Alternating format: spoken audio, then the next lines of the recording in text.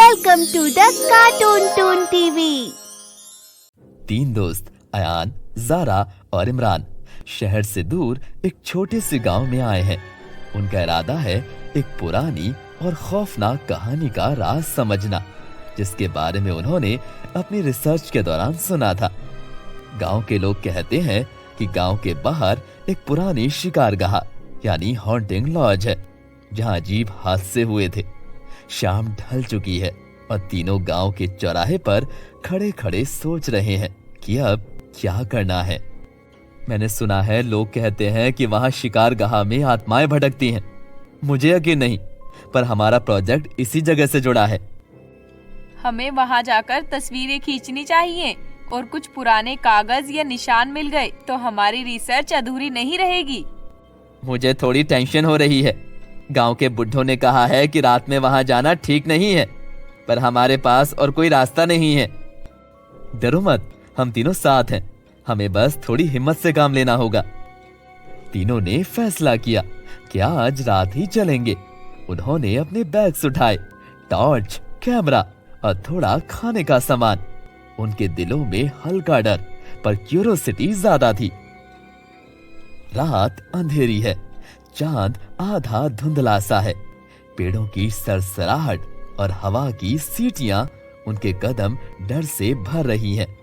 पतली सी पगडंडी से होते हुए तीनों शिकारगाह की तरफ बढ़ रहे हैं। ज़ारा टॉर्च से रास्ता दिखा रही है। ये रास्ता कितना सुनसान है। मुझे ऐसा लग रहा है जैसे कोई हमें देख रहा हो। हाँ, हमें पीछे से आहट जैसी हो रही है, पर जब देखता हूँ तो कोई नजर नहीं आता। दोनों शांत रहो, हम बस अपने मन का डर महसूस कर रहे हैं। थोड़ी देर और फिर हम उस जगह पर पहुंच जाएंगे। रास्ते में कभी कोई जानवर की हल्की आवाज, कभी कोई पत्ते गिरने की खरश इन तीनों को और संकोच में डाल देती है, पर वो रुकते नहीं हैं। तीनों पुरानी शिकारगाह के सामने खड़े हैं। ये एक छोटी सी हवेली जैसी है, पर उसकी दीवारें टूट चुकी हैं। दरवाजे पर जंग लगे हुए लोहे की ग्रिल और बगीचे में झाड़ियां उगाई हैं। अंदर से कोई रोशनी नहीं, सिर्फ अंधेरा। लॉक तो नहीं है, शायद अंदर जा सकते हैं। देखना, अंदर बहुत धूल होगी। ध्यान से चलना, कैमरा रेडी रखना। मुझे अभी भी अजीब लग रहा है, लेकिन हम यहाँ आ ही गए हैं, तो चलो। दरवाजा चिरक चिरक की आवाज के साथ खुल जाता है। अंदर एक हॉल जैसा रूम है, जिसमें पुरानी कुर्सियां, एक बड़ा सा टेबल और दीवार पर शिकार के पुराने औजार, हंटिंग वेपन्स लटके हुए हैं। धूल और जहरीली हवा जैसी फील हो रही है। टॉर्च की रोशनी में तीनों आगे बढ़ते हैं। ज़ारा कैमरा चला लेती है। अयान एक शिकार का सिंगा हॉर्न उठाकर देखता है, जो बहुत पुराना और गंदा है। देखो, ये कितना पुराना शिकार का निशान है। शायद यहाँ के मालिक बड़े शिकारी थे। अयान, यहाँ एक परिवार की तस्वीर है। शिकारी, उसकी बीवी और उनका एक बेटा। सबके चेहरे बड़े गंभीर हैं। शायद ये लोग बस शिकार और दौलत के पीछे थे। यहाँ जमीन पर खून के पुराने दाग लगे हैं, या फिर लाल रंग के निशान। ये क्या हुआ होगा? तीनों एक दूसरे को देखते हैं। अब उनके चेहरे पर डर की परछाई नजर आने लगती है। एक अलमारी के पास अयान को एक किताब मिलती है। वहां बहुत धूल है, पर वो किताब निकाल लेता है। ज़ारा टॉर्च की रोशनी देती है। इमरान पास खड़ा रहता है। ये यहाँ लिखा है, इस शिकारगाह के मालिक बहुत सख्त दिल थे। वो गांव के लोगों को पैसे देकर उन्हें शिकार का मामला सुलझाने को कहते थे, लेकिन उन पर जुल्म भी करते थे। कहते हैं एक रात उन्होंने एक निर्दोष इंसान का खून बहाया, बस ताकत और घमंड के लिए। कितना गंदा काम। शायद इसलिए ये जगह बददुआ बन गई। उनकी आत्मा शायद यहीं अटकी हो।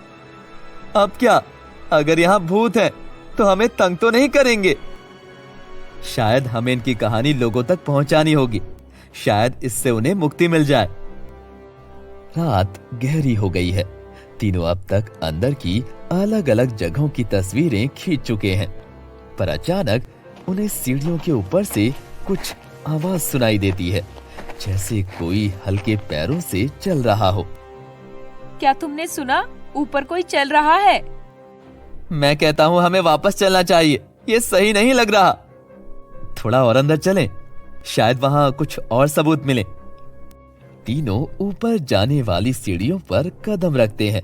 हर कदम पर लकड़ी की खर-खर सी आवाज निकलती है। छत के कमरे में पहुंचकर वो देखते हैं कि एक खिड़की से चांद की रोशनी आ रही है। एक कोने में 2 टेढ़ी कुर्सियां हैं और बीच में एक छोटा सा संदूक। ज़ारा संदूक पर टॉर्च डालती है। संदूक पुराना और लोहे का है, जंग लगा हुआ। अयान उसे खोलने की कोशिश करता है। थोड़ा जोर देने पर संदूक खुल जाता है। अंदर एक छोटी सी डायरी, कुछ पुराने सिक्के और एक लाल रंग का कपड़ा बंधा हुआ है। ये डायरी होगी उन मालिक की या उनके बेटे की। डायरी में लिखा है, आज रात हमने फिर से निर्दोष खून बहाया। मुझे डर है कि इन आत्माओं की चीखें हमें बख्शेंगी नहीं। लगता है हम सब इस शिकारगाह में कैद हो जाएंगे। अगर कोई कभी यहाँ आए तो सच बाहर ले जाए, तभी हमें चैन मिलेगा। ये सब सच है, उन्होंने खुद लिखा है, मतलब यहाँ बड़ी बेरहमी हुई है। डायरी पढ़ते ही एक तेजी से हवा चलती है। खिड़की जोर से खड़कती है। लगता है जहां आत्माएं हैं वो बेचैन हो उठी हैं। अचानक उन्हें अंधेरे में एक धुंधली परछाई दिखाई देती है। वो कोई आदमी की शक्ल है, पर चेहरा धुंधला है।